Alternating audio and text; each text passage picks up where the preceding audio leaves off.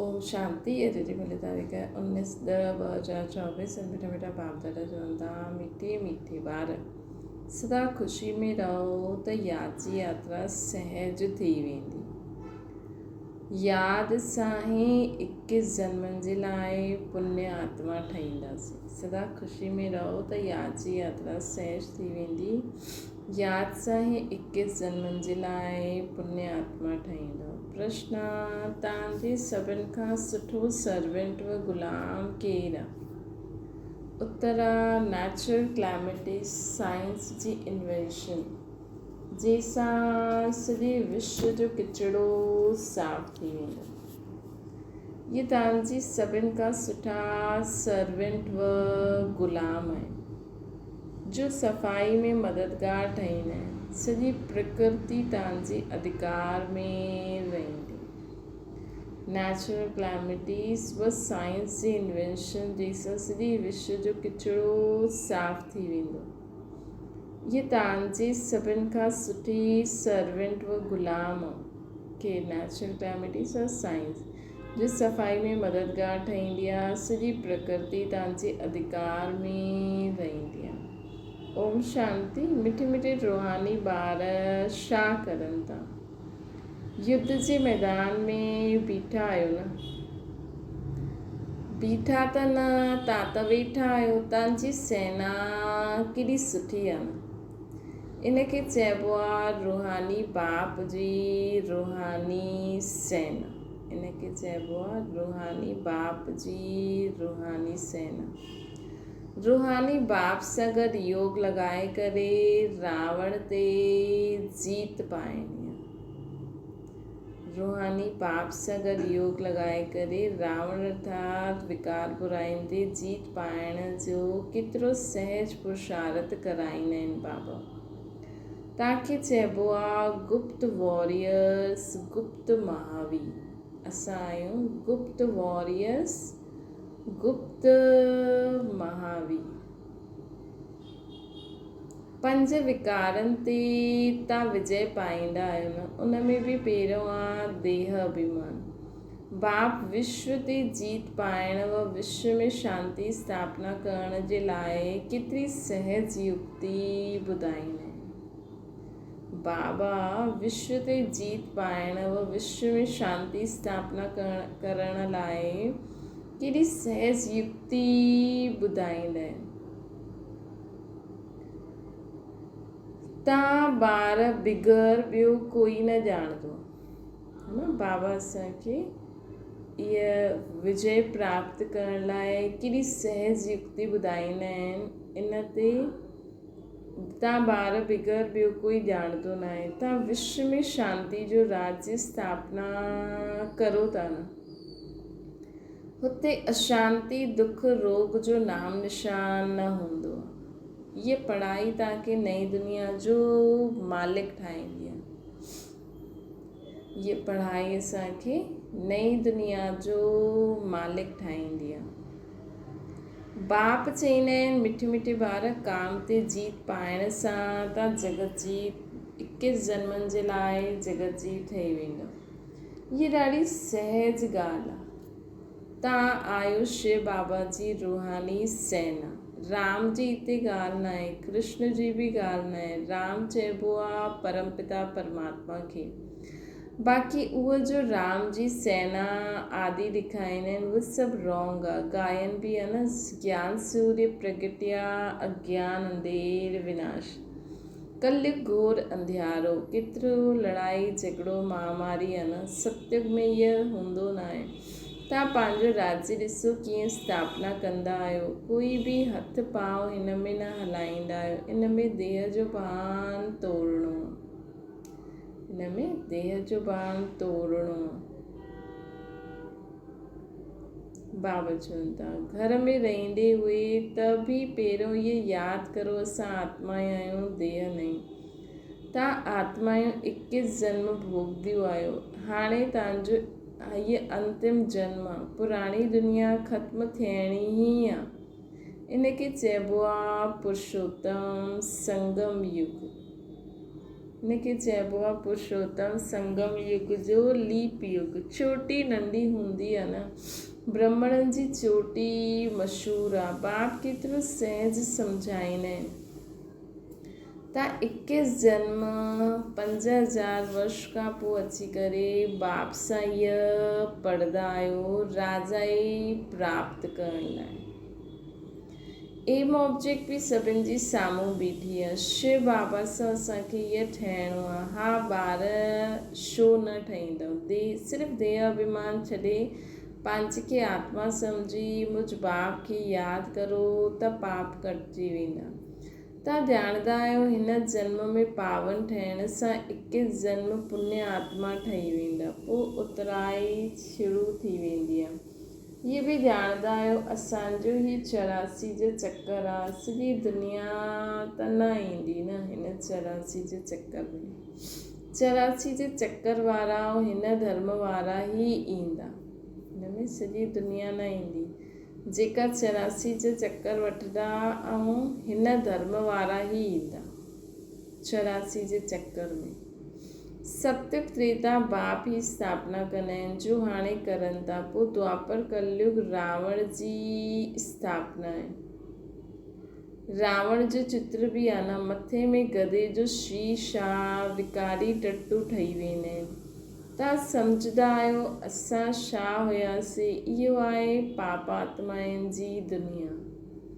पाप आत्माउनि जी दुनिया में करोड़ों माण्हू हूंदा आहिनि। पुण्य आत्माउनि जी दुनिया में हूंदा आहिनि 9 लख शुरू में।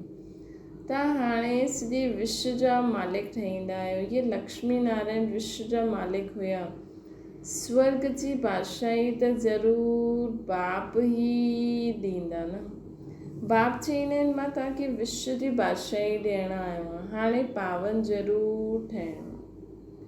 बाबा हाणे विश्व जी बादशाही ॾियणु आया आहिनि त हाणे असांखे पावन ज़रूरु ठहिणो आहे। सो बि अंतिम जन्म मृत्यु लोक जो पवित्र ठहो। हाणे अंतिम जन्म मृत्यु लोक जो असांखे पवित्र रहणो। हिन पुराणी दुनिया जो विनाश साम्हूं तयारु आहे। हाणे अंतिम जन्म मृत्यु लोक में पवित्र रहणो आहे। छो हिन पुराणी दुनिया जो विनाश हाणे तयारु आहे। बॉम्ब शादी सभु ईअं तयारु करनि था जो उते घर वेठे खलास करे ॾींदा। चईंदा बि आहिनि घर वेठे पुराणी दुनिया जो विनाश करे ॾींदासीं। इहे बॉम्ब शादी घर वेठे ईअं छॾंदा जो सॼी दुनिया ई ख़तमु थी वेंदी। तव्हां ॿार घर वेठे योग बल सां विश्व जा मालिक ठही वेंदा आहियो। तव्हां शांती स्थापना करण सां करो था योग बल सां, उहो साइंस बल सां सॼी दुनिया खलास करे ॾींदा। असां योग बल सां पूरे विश्व ते राज्य करे वठंदासीं। उहे तव्हांजा सर्वेंट आहिनि, तव्हांजी सर्विस था करनि, पुराणी दुनिया ख़तमु करे ॾींदा आहिनि। नेचुरल क्लैमिटीज़ आदि इहे सभु तव्हांजा ग़ुलाम ठही वेंदा। सॼी प्रकृति तव्हांजी ग़ुलाम ठही वेंदी। सिर्फ़ु तव्हां बाप सां योग लॻाईंदा आहियो त तव्हां ॿारनि खे अंदरि में ॾाढी ख़ुशी हुजणी खपे की असां बाबा जी यादि सां एॾो ऊच पद पायूं था। ईअं अहिड़े बिलविट बाप खे केतिरो यादि करणो खपे। इहे ई भारत पूरो शिवालय हुयो। सप्तक में संपूर्ण निर्विकारी, हिते आहे विकारी। हाणे तव्हांखे स्मृति आई बराबरि बाबा असांखे छा चयो अथई। बाबा असांखे छा चए अथई, hear no evil, see no evil, talk no evil, do no evil, think no evil. गंदी ॻाल्हियूं न ॿुधो, न ॾिसो, न सोचो, न मुख सां कोई गंदी ॻाल्हि चओ। त बाबा जी वाणी सां सभिनि खे सुख शांती ॾियो। त बाबा असांखे चवनि था इहे बाबा जो असांखे चयो अथई, इहे हमेशह असांखे यादि रखिणो खपे। मुख सां कुझु बि अहिड़ो वेड़ो शब्द न चइणो आहे। बाप सम्झाईंदा आहिनि त केॾा डर्टी ठही वेंदा आहियो। तव्हां वटि त अथाह धन हुयो, तव्हां स्वर्ग जा मालिक हुयो न। न असां वटि त अथाह धन हुयो, असां स्वर्ग जा मालिक हुयासीं, हाणे तव्हां स्वर्ग जे बदिले नर्क जा ठही आया। इहे बि ड्रामो ठहियलु आहे। हर 5000 वर्ष पोइ तव्हां ॿारनि खे असां रौ नर्क सां कढी स्वर्ग में वठी वेंदा आहियूं। रूहानी ॿार छा तव्हां मुंहिंजी ॻाल्हि न मञंदव? परमात्मा चवंदा आहिनि तव्हां पवित्र दुनिया जा मालिक न ठहींदव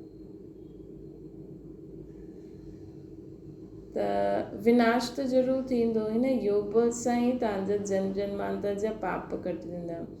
बाक़ी जन्म जन्मांतर जा पाप कटण में टाइम लॻंदा आहिनि। ॿार शुरू में आया 10% बि योग न ॿार शुरू सां आया उहे आहिनि 10% बि योग न लॻंदो आहे, इन करे पाप न कटजंदा आहिनि। नया ॿार झटि योगी ठही वेंदा आहिनि त उन्हनि जा पाप कटिजी वेंदा आहिनि ऐं सर्विस करणु लॻी वेंदा आहिनि। तव्हां ॿार सम्झंदा आहियो हाणे असांखे वापसि वञिणो आहे, सभी आत्माउनि खे हाणे वापसि वञिणो आहे। बाप आया ई आहिनि वठी वञण लाइ। पाप आत्माऊं त शांतीधाम सुखधाम में वञी न सघनि, उहे त रहंदियूं आहिनि दुखधाम में। हिन करे हाणे बाप चवंदा आहिनि मूंखे यादि करो त तव्हांजा सभु पाप भस्म थी वेंदा। तव्हांजा सभु पाप भस्म थी वेंदा। अरे ॿार गुल ठही वञो, दैवी कुल खे कलंक न लॻायो। तव्हां विकारी ठहिण जे कारण केतिरो दुखी थींदा आहियो न। इहे बि ड्रामा जो खेल ठहियलु आहे। पवित्र न ठहींदव त पवित्र दुनिया स्वर्ग में न ईंदव। है न, पवित्र न ठहींदव त पवित्र दुनिया स्वर्ग में न ईंदव। भारत स्वर्ग हुयो कृष्णपुरी में हुयो, हाणे नर्कवासी थी वियो।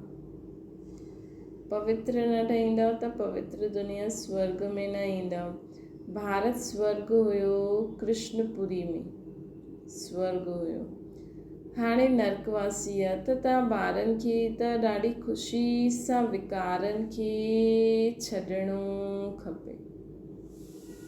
बाबा ॾिसो असांखे स्वर्ग आहियूं त फटाफट स्वर्ग साम्हूं अची वञे। कीअं असां स्वर्गवासी हुयासीं, हाणे बाबा असांखे कीअं पंहिंजी शक्ति सां विकारनि जी अविद्या स्वरूप ठाहिनि था।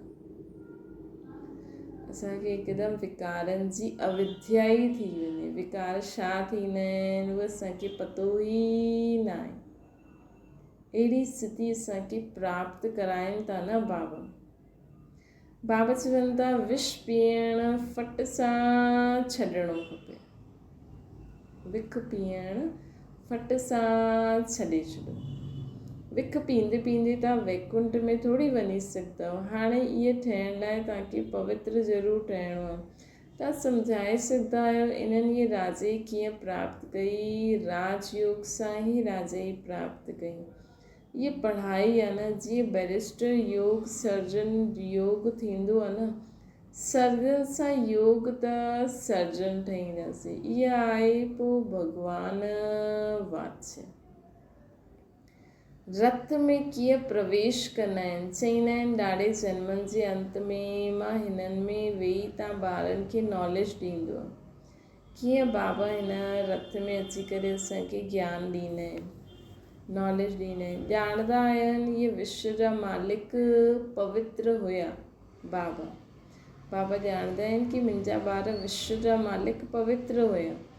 हाणे पतित कंगाल ठहिया आहिनि, पोइ पहिरियों नंबर में इहा वेंदा। हिन में ई प्रवेश करे तव्हां ॿारनि खे नॉलेज ॾींदा आहिनि।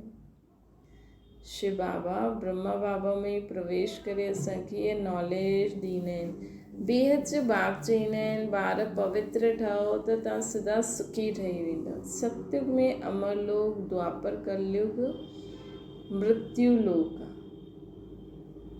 केतिरो सुठी रीति बाबा असांखे सम्झाईंदा आहिनि। हिते देही अभिमानी ठहींदा आहियो, पोइ देह अभिमान में अची करे माया सां हार खाई वठंदा आहियो। माया जी हिकु ई तोप अहिड़ी लॻंदी आहे जो हिकदमि गटर में वञी किरी पवंदा आहिनि। माया जी तोप अहिड़ी लॻंदी आहे जो हिकदमि गटर में वञी किरी पवंदा आहिनि।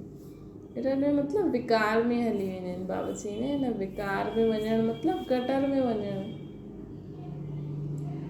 बाप चईंदा आहिनि ये गटर ई त आहे, ये कोई सुख थोड़ी आहे, है न, ये कोई सुख थोड़ी आहे। स्वर्ग त पोइ छा आहे, न देवताउनि जी रहणी करणी ॾिसो कीअं आहे, नाम ई आहे स्वर्ग। तव्हांखे स्वर्ग जो मालिक ठाहींदा आहिनि, पोइ बि तव्हां चईंदा आहियो असां त विख ज़रूरु पीअंदासीं। त स्वर्ग में अची न सघंदा, सज़ा बि ॾाढी खाइणी पवंदी। तव्हां ॿार बि माया सां, तव्हां ॿारनि जी माया सां युद्ध आहे। देह अभिमान में अची करे ॾाढा छी कम कंदा आहिनि, सम्झंदा आहिनि असांखे कोई ॾिसंदो थोड़ी आहे, ईअं सोचंदा आहिनि। क्रोध लोभ त प्राइवेट न थी सघंदो आहे, काम में प्राइवेसी खपे। कालो मुंहुं कंदा आहिनि, कारो मुंहुं कंदे कंदे तव्हां गोरे खां सावरा ठही आहियो त सॼी दुनिया तव्हांजे पिछाड़ी अची वई आहे। अहिड़े पते दुनिया खे हिकदमि बदिलणो ज़रूरु आहे, हू त एवर गोरो ई बदिली सघंदो आहे। बाप चईंदा आहिनि तव्हांखे शर्म न ईंदी आहे, हिकु जन्म जे लाइ तव्हां पवित्र नथा रही सघो, इहे विकार नथा छॾे छॾो। जॾहिं पंहिंजी बुद्धि खे कर्म में लॻाईंदासीं, सेवा में लॻाईंदासीं, ॿियनि जे लाइ शुभ भावना शुभकामना में लॻाईंदासीं, त इहे काम विकार बि छॾे सघंदा आहियो, क्रोध बि छॾे सघंदा आहियो, लोभ बि छॾे सघंदा आहियो। भगवान वाच्य आहे ही काम शत्रु, इन विकार सां ई सभिनि जी बुद्धि भ्रष्ट थींदी आहे। पर कलयुगी माण्हू चईंदा आहिनि विकार में वञणु ज़रूरी आहे। इहा दुनिया वारनि जी सोच आहे, छो जे अंदरि वरसो मिलियलु आहे न विकारनि जो कलयुगी मापी खां, त इन करे ईअं सोचंदा आहिनि। लेकिन भॻवान जी शक्ति सां असां हुन अंदरि जे ज़हर खे बि, हिन कलयुगी वरसे खे बि ख़तमु करे सघंदा आहियूं।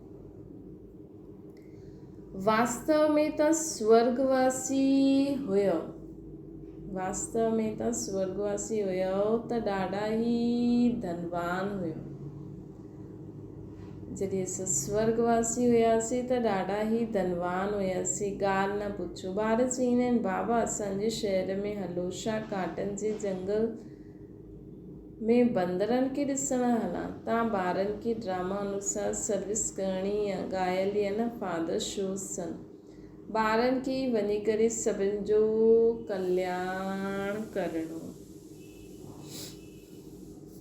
बाप ॿारनि खे सम्झाईंदा आहिनि इहो भूलो न, इहो युद्ध जो मैदान आहे, तव्हांजी युद्ध 5 विकारनि सां आहे। ये ज्ञान मार्ग बिल्कुलु अलॻि आहे। बाप चईंदा आहिनि मां तव्हांखे स्वर्ग जो मालिक ठाहींदो आहे 21 जन्मनि जे लाइ, पोइ तव्हांखे नरकवासी केरु ठाहींदा आहिनि? मां तव्हांखे 21 जन्मनि जे लाइ स्वर्ग जो मालिक ठाहींदो आहियां, पोइ तव्हांखे नरकवासी केरु ठाहींदो आहे? रावण। रावण ई त असांखे नरकवासी ठाहींदो आहे न। फ़र्क़ु त ॾिसंदा आहियो न।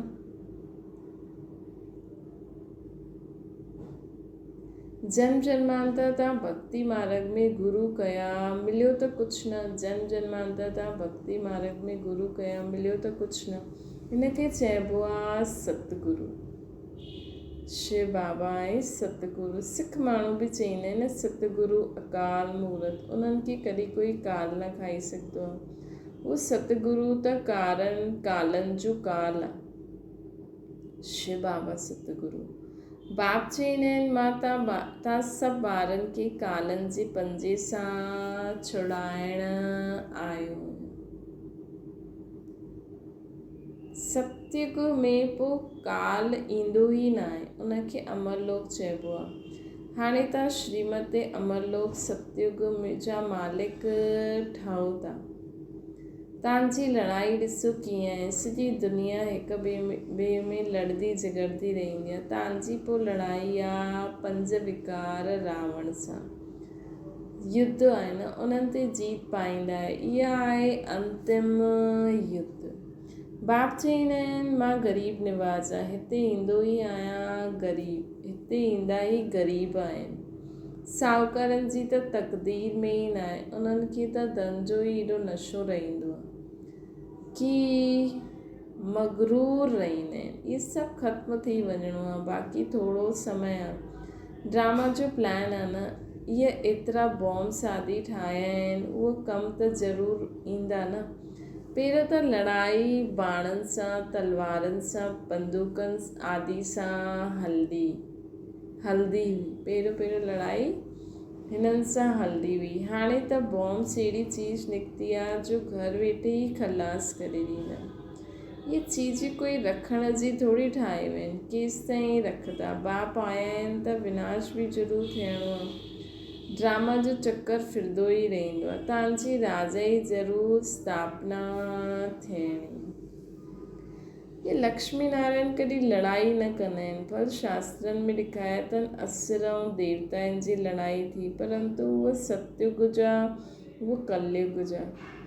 ॿई मिली करे कीअं लड़ाई थींदी ॿिन्हिनि जी। किथे त उहा सतयुग जा देवता आहिनि, किथे उहा कलयुग जा। हाणे तव्हां सम्झंदा आहियो 5 विकारनि सां युद्ध थिए थी। इन्हनि ते जीत पाए करे संपूर्ण निर्विकारी दुनिया जा मालिक ठही वेंदा। उठंदे वेंदे बाप खे यादि करणो आहे, दैवी गुण धारण करणा आहिनि। इहे ठहियल ड्रामो कोई जे नसीब में ई न आहे। योग बल हुजे तॾहिं ई विक्रम विनाश थींदा। संपूर्ण ठहनि तॾहिं त संपूर्ण दुनिया में अची सघंदा न, संपूर्ण ठहनि तॾहिं संपूर्ण दुनिया में अची सघंदा। बाप बि शंख ध्वनि कंदा आहिनि। उन्हनि पोइ भक्ति मार्ग में शंख व तुतारी आदि वेही ठाती आहे। बाप त हिन मुख द्वारा सम्झाईंदा आहिनि। ये पढ़ाई आहे ही राजयोग जी। बाबा सिंह केॾी सुठी सुठी ॻाल्हियूं था ॿुधाइनि। कॾहिं सतयुग, कॾहिं त्रेता, कॾहिं द्वापर, कॾहिं कलयुग, कॾहिं परम धाम में वठी था हलनि, कॾहिं युद्ध स्थान ते वठी था हलनि। कीअं असांजी युद्ध थींदी आहे, असां बाबा जी यादि में रहंदा आहियूं ऐं माया विकारी संकल्प मोकिलंदी आहे। ॾाढी सहज पढ़ाई आहे। सिर्फ़ु बाप खे यादि करिणो आहे। बाप खे यादि करो, राजा ई खे यादि करो। बेहद जे बाप खे पहचानो, राजा ई वठो। हिन दुनिया खे भुलिजी वञो। तव्हां बेहद जा सन्यासी आहियो, न ॼाणंदा आहियो पुराणी दुनिया सॼी ख़त्म थियणी आहे। हिन लक्ष्मी नारायण जे राज्य में सिर्फ़ु भारत ई हूंदो। अच्छा, मीठी मीठी सिकिल ते ॿारनि प्रति माता पिता बाप दादा जो यादि प्यार ऐं गुड मॉर्निंग। रूहानी बाप जी सभिनि रूहानी ॿारनि खे नमस्ते। असांजी बि रूहानी माता पिता बाप दादा खे यादि प्यार, गुड मॉर्निंग ऐं नमस्ते। धारणा जे लाइ मुख्य सार, पंहिंजे दैवी कुल खे कलंक न लॻाइणो आहे, गुल ठहिणो। अनेक आत्माउनि जी कल्याण जी सर्विस करे बाप जो शो करो। अनेक आत्माउनि जो कल्याण करे बाप जो शो करो। ॿियो आहे संपूर्ण निर्विकारी ठहिण लाइ गंदी ॻाल्हियूं न ॿुधणियूं आहिनि, न करणियूं आहिनि, न सोचणियूं आहिनि। Hear no evil, talk no evil. देह अभिमान जे वश थी करे कोई बि छीछी कमु असांखे न करणो। वरदान, मनमना भव जे मंत्र द्वारा मन जे सभु बंधननि सां छूटण वारा निर्बंधन ट्रस्टी ठहो। बाबा चवनि था कोई बि बंधन पिंजड़ो आहे, पिंजड़े जी मैना हाणे निर्बंधन उड़दा पंछी ठहो। पिंजरे जी मैना हाणे निर्बंधन उड़दो पंछी ठही वई। अगरि कोई तन जो बंधन बि आहे त बि मन उड़दो पंछी आहे। छोजी मनमना भव हुजण सां मन जे बंधन सां छुटिजी वेंदा आहियूं न। तॾहिं त बाबा चवंदा आहिनि न, घर वेठे तव्हां विश्व जी बादशाही प्राप्त करे सघंदा आहियो। मनमना भव जे मंत्र सां ई असां विश्व जी बादशाही प्राप्त करे सघंदा आहियूं। है ना। असां संकल्प करो ऐं असां पूरे विश्व खे लाइट मां ॾियूं था। कई माण्हू अलॻि अलॻि सेंटर ते वञी करे हेॾे होॾे वञी करे सेवा कंदा आहिनि, आत्माउनि खे शक्ति ॾींदा आहिनि।